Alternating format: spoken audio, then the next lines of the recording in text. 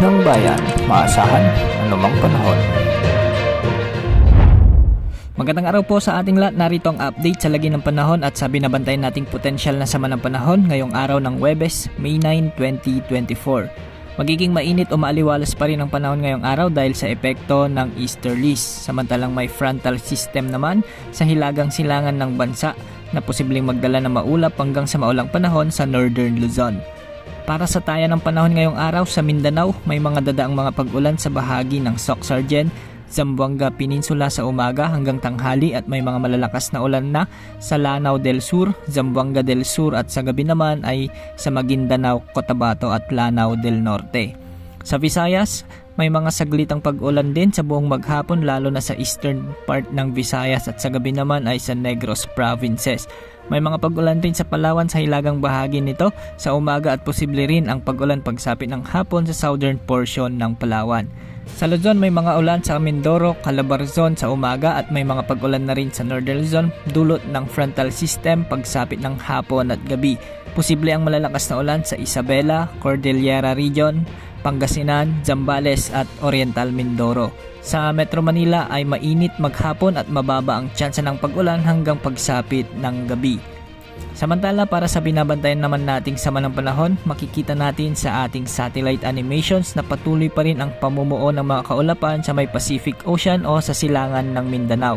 Ayon sa Pag-asa, isa na itong low pressure area at itinaas na ng ahensya ang posibilidad na may mabuong bagyo sa loob ng ating area of responsibility sa susunod na 4 hanggang 6 na araw. Base rin sa ating latest satellite animation, meron pa rin tayong minomonitor dito na cloud cluster or kumpul ng ulap sa may silangan ng Mindanao sa labas ng Philippine Area of Responsibility.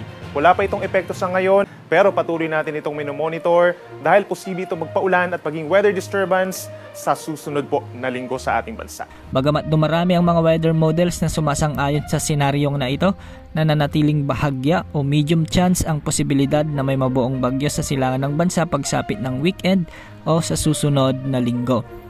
Ayon sa record ng mga weather models at ensembles at ang inilabas na Tropical Cyclone Threat Potential Forecast ng Pag-asa kahapon, may tsansa itong lumapit sa bansa at kikilos pahilaga at papunta sa Japan o papalayo ng bansa. Ngunit hindi rin natin inaalis ang posibilidad na ito ay maglandfall.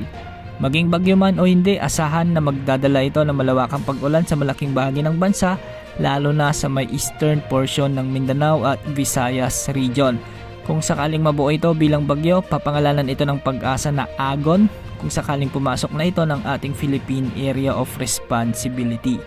Samantala, base naman sa latest Tropical Cyclone Threat Potential po ng Pag-asa, sa Climatology Division po, inaasahan natin na simula po bukas hanggang sa weekend is possible nga na doon sa may cloud cluster na yon ay may mabuo na low pressure area or sama ng panahon. Mabagal itong kikilos papalapit ng ating bansa at posibleng pumasok ng Philippine Area of Responsibility Monday or Tuesday. Inaasahang kikilos ito na paangat na pakaliwa at posibleng dumikit po sa may eastern side ng ating bansa. So ibig sabihin, early next week, posibleng magpaulan yung Intertropical Convergence Zone kung saan nakapaloob itong weather disturbance na ito in parts of Mindanao. Habang early next week nga, maring as early as Monday or Tuesday, ay yung trough ng low pressure area ay magpaulan din dito sa may Caraga Region, Eastern Visayas, hanggang dito sa may Bicol Region sa kalagitnaan po ng susunod na linggo. Pwede pa po magbago itong track ng Pag-asa kaya patuloy po na magantabay sa ating mga updates at hindi pa rin natin inaalis yung chance na magiging isang mahinang bagyo ito or tropical depression habang ito ay nasa papalapit dun sa ating Philippine Area of Responsibility. Ayon naman sa latest wind outlook ng ECMWF model, hindi naman inaasahan na lalakas pa ang nasabing sama ng panahon bilang isang malakas na bagyo, subalit posibleng magdala pa rin ito ng mga pag-ulan sa Mindanao at ilang bahagi ng Visayas sa mga susunod na araw.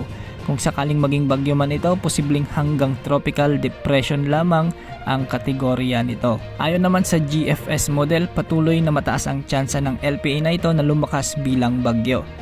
Miyerkules sa susunod na linggo, posibleng lumakas ito bilang bagyo at mas lalakas pa pagsapit ng Huwebes at Biyernes. Posibleng tumbukin nito ang Eastern Samar o Bicol Region. Kung mapapansin natin ay medyo humina na rin ang lakas nito sa outlook na ito kumpara ng mga nakaraang updates natin. Sa ngayon ay hindi pa natin masabi ang tiyak nitong magiging lakas o direksyon kaya patuloy natin itong monitor. Patuloy tayong maganda dahil palaging nagbabago ang galaw at kilos ng sama ng panahon na ito. Laging umantabay sa ating updates ukol sa potensyal na sama ng panahon na ito.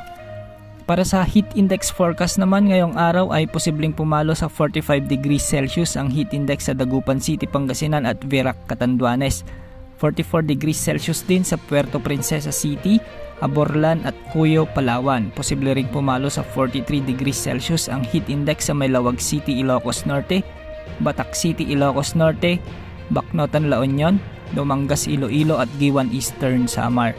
42 degrees Celsius naman ang inaasahan sa May Pasay City, Metro Manila, Sinait, Ilocos Sur, Iba, Zambales, Clark, Pampanga, Muñoz, Nueva Ecija, Abukay, Bataan, San Jose Occidental, Mindoro, Legazpi City, Albay, Masbate City, Pili, Camarines Sur, Mambusaw, Capiz, Iloilo City, Catarman, Northern Samar at Zamboanga City.